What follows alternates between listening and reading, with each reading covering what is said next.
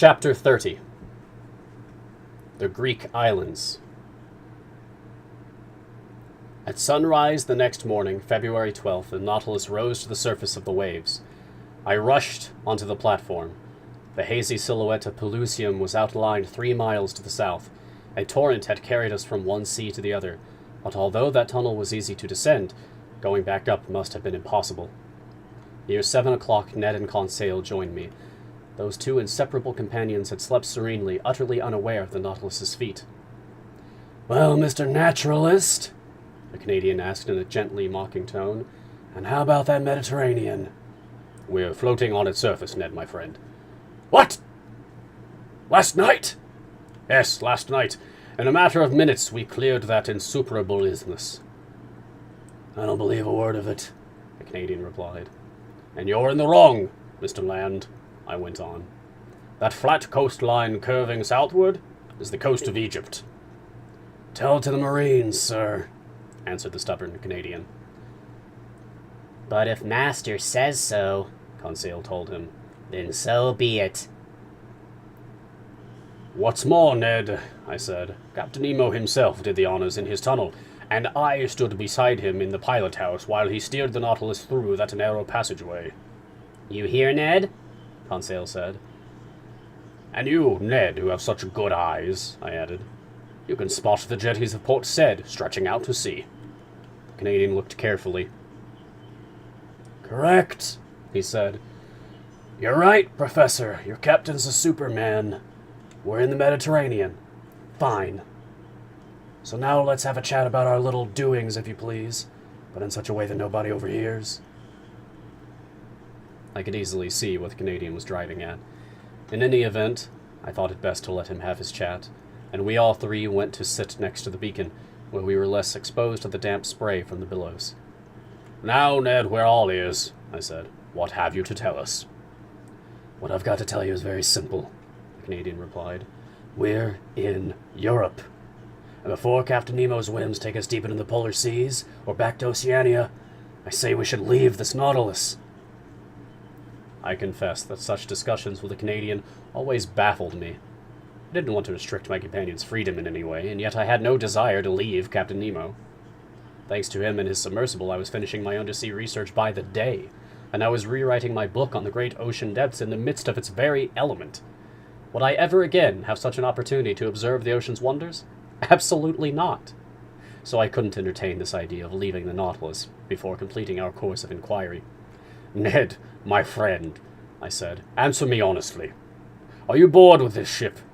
Are you sorry that fate has cast you into Captain Nemo's hands?" The Canadian paused for a short while before replying.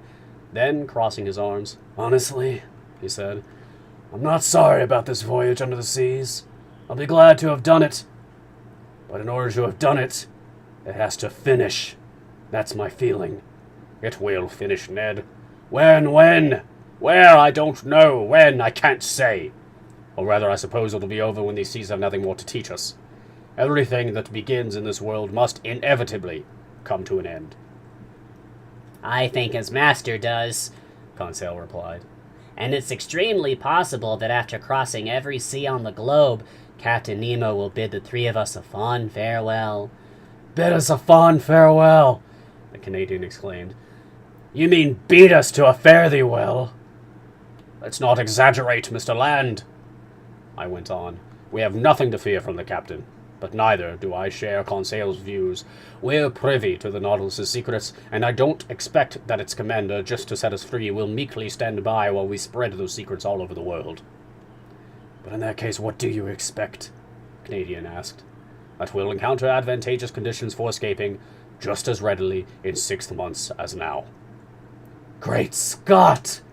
Ned Land put in. "And where, if you please, will we be in 6 months, Mr. Naturalist?" "Perhaps here, perhaps in China. You know how quickly the Nautilus moves. It crosses oceans like swallows cross the air or express trains continents. It doesn't fear heavily traveled seas. Who can say it won't hug the coasts of France, England, or America, where an escape attempt could be carried out just as effectively as here?" "Professor Aronnax," the Canadian replied, "your arguments are rotten to the core." You talk way off in the future. We'll be here, we'll be there. Me, I'm talking about right now. We are here, and we must take advantage of it. I was hard-pressed by Ned Land's common sense, and I felt myself losing ground. I no longer knew what arguments to put forward on my behalf. Sir, Ned went on, let's suppose that by some impossibility Captain Nemo offered your freedom to you this very day. Would you accept? I don't know, I replied. And suppose he adds that this offer he's making you today won't ever be repeated. Then would you accept? I did not reply. And what thinks our friend Conseil? Ned Land asked. Your friend Conseil, the fine lad replied serenely, has nothing to say for himself. He's a completely disinterested party on this question. Like his master, like his comrade Ned, he's a bachelor. Neither wife, parents, nor children are waiting for him back home. He's in master's employ. He thinks like master. He speaks like master. And much to his regret, he can't be counted on to form a majority. Only two persons face each other here. Master on one side, Ned Land on the other. That said, your friend Conseil is listening, and he's ready to keep score. I couldn't help smiling as Conseil wiped himself out of existence. Deep down, the Canadian must have been overjoyed at not having to contend with him. Then, sir, Ned Land said, since Conseil is no more, we'll have this discussion between just the two of us. I've talked, you've listened. What's your reply?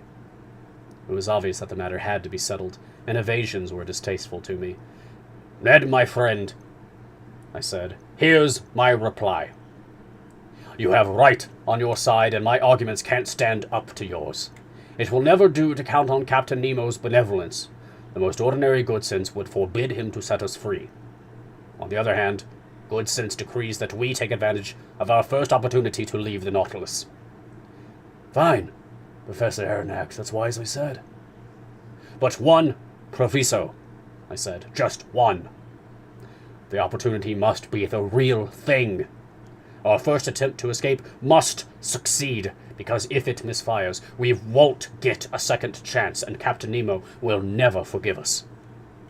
That's also well put, the Canadian replied, but your proviso applies to any escape attempt, whether it happens in 2 years or 2 days. So this is still the question. If a promising opportunity comes up, we have to grab it. Agreed.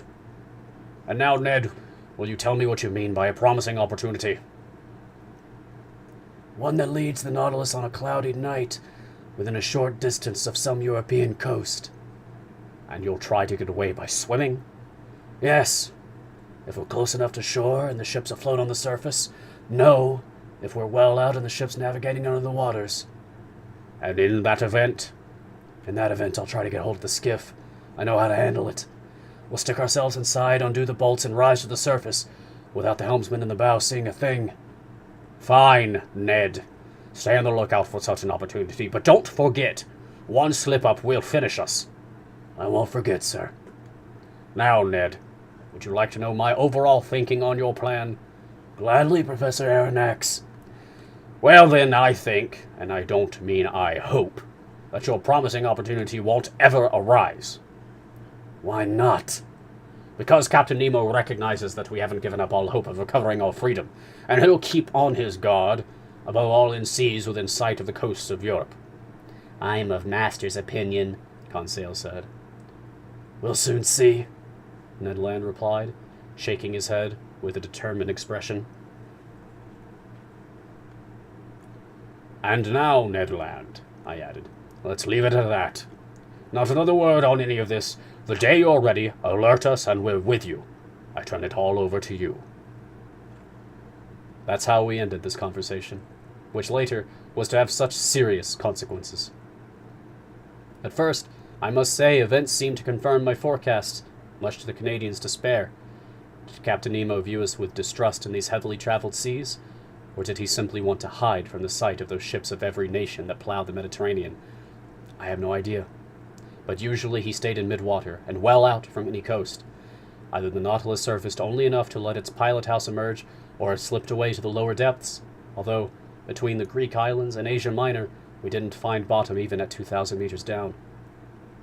Accordingly, I became aware of the Isle of Carpathos, one of the Sporades Islands, only when Captain Nemo placed his finger over a spot on the world map and quoted me this verse from Virgil. Est in Carpathio Neptuni gurgite vates, que ruleus proteus. Editor's note. Latin for, there in King Neptune's domain by Carpathos, his spokesman is azure-hued Proteus. It was indeed that bygone abode of Proteus, the old shepherd of King Neptune's flocks, an island located between Rhodes and Crete, which Greeks now call Carpathos, Italians Scarpanto. Through the lounge window I could see only its granite bedrock. The next day, February 14th, I decided to spend a few hours studying the fish of this island group. But, for whatever reason, the panels remained hermetically sealed. After determining the Nautilus's heading, I noted that it was proceeding toward the ancient island of Crete, also called Candia. At the time I had shipped aboard the Abraham Lincoln, this whole island was in rebellion against its tyrannical rulers, the Ottoman Empire of Turkey. But since then, I had absolutely no idea what happened to this revolution, and Captain Nemo, deprived of all contact with the shore, was hardly the man to keep me informed. So, I didn't allude to this event when, that evening, I chanced to be alone with the captain in the lounge. Besides, he seemed silent and preoccupied.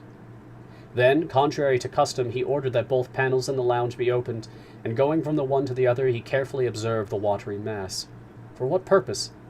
I hadn't a guess, and for my part, I spent my time studying the fish that passed before my eyes. Among others, I noted that sand goby mentioned by Aristotle and commonly known by the name sea loach, which is encountered exclusively in the salty waters next to the Nile Delta. Near them, some semi-phosphorescent red porgy rolled by, a variety of gilt-head that the Egyptians ranked among their sacred animals, lauding them in religious ceremonies when their arrival in the river's waters announced the fertile flood season. I also noticed some wrasse known as the tapiro, 3 decimeters long, bony fish with transparent scales whose bluish-gray color is mixed with red spots.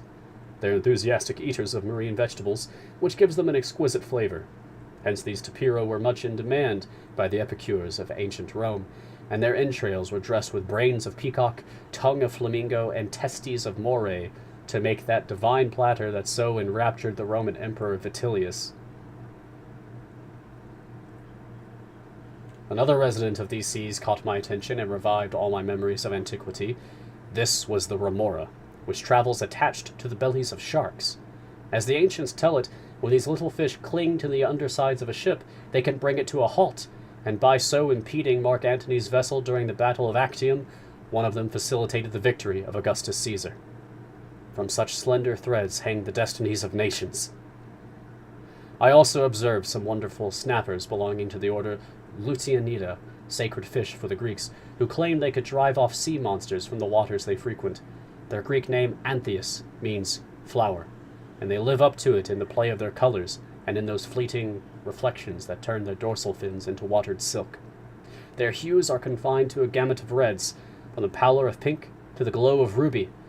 I couldn't take my eyes off these marine wonders when I was suddenly jolted by an unexpected apparition. In the midst of the waters, a man appeared, a diver carrying a little leather bag at his belt. It was no corpse lost in the waves. It was a living man, swimming vigorously, sometimes disappearing to breathe at the surface, then instantly diving again. I turned to Captain Nemo, and, in an agitated voice, "A man! A castaway!" I exclaimed. "We must rescue him at all cost!" The captain didn't reply, but went to lean against the window. The man drew near, and gluing his face to the panel, he stared at us. To my deep astonishment, Captain Nemo gave him a signal. The diver answered with his hand, immediately swam up to the surface of the sea, and didn't reappear. "Don't be alarmed," the captain told me. "That's Nicholas, from Cape Matapan, nicknamed Il Pesce, Italian for the fish. He's well known throughout the Cyclades Islands, a bold diver, Water's his true element, and he lives in the sea more than on shore, going constantly from one island to another, even to Crete. You know him, Captain. Why not, Professor Aronnax? This said, Captain Nemo went to a cabinet standing near the lounge's left panel. Next to this cabinet, I saw a chest bound with hoops of iron, its lid bearing a copper plaque that displayed the Nautilus's monogram with its motto, Mobilis in Mobili. Just then, ignoring my presence, the captain opened this cabinet, a sort of safe that contained a large number of ingots. They were gold ingots, and they represented an enormous sum of money. Where had this precious metal come from? How had the captain amassed this gold? And what was he about to do with it? I didn't pronounce a word. I gaped. Captain Nemo took out the ingots one by one and arranged them methodically inside the chest, filling it to the top, at which point I estimate that it held more than 1,000 kilograms of gold. In other words, close to 5 million francs. After securely fastening the chest, Captain Nemo wrote an address on its lid in characters that must have been modern Greek. This done, the captain pressed a button, whose wiring was in communication with the crew's quarters. 4 men appeared, and not without difficulty, pushed the chest out of the lounge. Then I heard them hoist it up the iron companionway by means of pulleys. Just then, Captain Nemo turned to me. You were saying, Professor? He asked me. I wasn't saying a thing, Captain. Ah, then, sir, with your permission, I'll bid you good evening. And with that, Captain Nemo left the lounge. I re-entered my stateroom, very puzzled, as you can imagine. I tried in vain to fall asleep. I kept searching for a relationship between the appearance of the diver and that chest filled with gold. Soon, from certain rolling and pitching movements, I sensed that the Nautilus had left the lower strata and was back on the surface of the water. Then I heard the sound of footsteps on the platform. I realized that the skiff was being detached and launched to sea. For an instant it bumped the Nautilus's sides. Then all sounds ceased. 2 hours later, the same noises, the same comings and goings were repeated. Hoisted on board, the longboat was readjusted into its sockets, and the Nautilus plunged back beneath the waves. So, those millions had been delivered to their address. At what spot on the continent? Who was the recipient of Captain Nemo's gold? Next day I related the night's events to Conseil and the Canadian, events that had aroused my curiosity to a fever pitch. My companions were as startled as I was. But where does he get the millions? Ned Land asked. To this no reply was possible. After breakfast I made my way to the lounge and went about my work. I wrote up my notes until 5 o'clock in the afternoon. Just then, was it due to some personal indisposition? I felt extremely hot, and had to take off my jacket made of fan muscle fabric. A perplexing circumstance because we weren't in the low latitudes, and besides, once the Nautilus was submerged, it shouldn't be subject to any rise in temperature. I looked at the pressure gauge. It marked a depth of 60 feet, a depth beyond the reach of atmospheric heat. I kept on working, but the temperature rose to the point of becoming unbearable. Could there be a fire on board? I wondered. I was about to leave the lounge when Captain Nemo entered. He approached the thermometer, consulted it, and turned to me. 42 degrees centigrade, he said. I have detected as much, Captain, I replied. And if it gets even slightly hotter, we won't be able to stand it. Oh, Professor, it won't get any hotter unless we want it to. You mean you can control this heat? No, but I can back away from the fireplace producing it. So it's outside? Surely. We're cruising in a current of boiling water. It can't be! Look! The panels had opened, and I could see a completely white sea around the Nautilus. Steaming sulfurous fumes uncoiled in the midst of waves bubbling like water in a boiler. I leaned my hand against one of the windows, but the heat was so great I had to snatch it back. Where are we? I asked. Near the island of Santorini, Professor, the captain answered me. And right in the channel that separates the volcanic islets of Nea Kameni and Palea Kameni. I wanted to offer you the unusual side of an underwater eruption. I thought, I said, that the formation of such new islands had come to an end. Nothing ever comes to an end in these volcanic waterways, Captain Nemo replied. And thanks to its underground fires, our globe's continuously under construction in these regions. According to the Latin historians Cassiodorus and Pliny, by the year 19 of the Christian era, a new island, the divine Thera, had already appeared in the very place these islets had more recently formed. Then Theris sank under the waves, only to rise and sink once more in the year 69 AD. From that day to this, such plutonic construction work has been in abeyance. But on February 3rd, 1866, a new islet named George Island emerged in the midst of sulfurous steam near Nea Kameni and was fused to it on the 6th of the same month. 7 days later, on February 13th, the islet of Aphroessa appeared, leaving a 10-meter channel between itself and Nea Kameni. I was in these seas when that phenomenon occurred, and I was able to observe its every phase. The islet of Aphroessa was circular in shape, measuring 300 feet in diameter and 30 feet in height. It was made of black, glassy lava mixed with bits of feldspar. Finally, on March 10th, a smaller islet called Rika appeared next to Nea Kameni, and since then, these three islets have fused to form one single self-same island. "What about this channel we're in right now?" I asked. "Here it is," Captain Nemo replied, showing me a chart of the Greek islands. "You observe that I've entered the new islets in their place." "But will this channel fill up one day?" "Very likely, Professor Aronnax, because since 1866, 8 little lava islets have surged up in front of the port of St. Nicholas on Palea Kameni, so it's obvious that Nea and Palea will join in days to come. In the middle of the Pacific, tiny infusoria build continents, but here, they're built by volcanic phenomena. Look, sir, look at the construction work going on under these waves." I returned to the window. The Nautilus was no longer moving. The heat had become unbearable. From the white it had recently been, the sea was turning red, a coloration caused by the presence of iron salts. Although the lounge was hermetically sealed, it was filling with an intolerable stink of sulfur, and I could see scarlet flames of such brightness they overpowered our electric light. I was swimming in perspiration. I was stifling. I was about to be cooked. Yes, I felt myself cooking in actual fact. "We can't stay any longer in this boiling water," I told the captain. "No, it wouldn't be advisable," replied Nemo the emotionless. He gave an order. The Nautilus tacked about and retreated from this furnace it couldn't brave with impunity. A quarter of an hour later, we were breathing fresh air on the surface of the waves. It then occurred to me that if Ned had chosen these waterways for our escape attempt, we wouldn't have come out alive from this sea of fire. The next day, February 16th, we left this basin, which tallies depths of 3,000 meters between Rhodes and Alexandria, and passing well out from Cerigo Island after doubling Cape Matapan, the Nautilus left the Greek islands behind. End of chapter.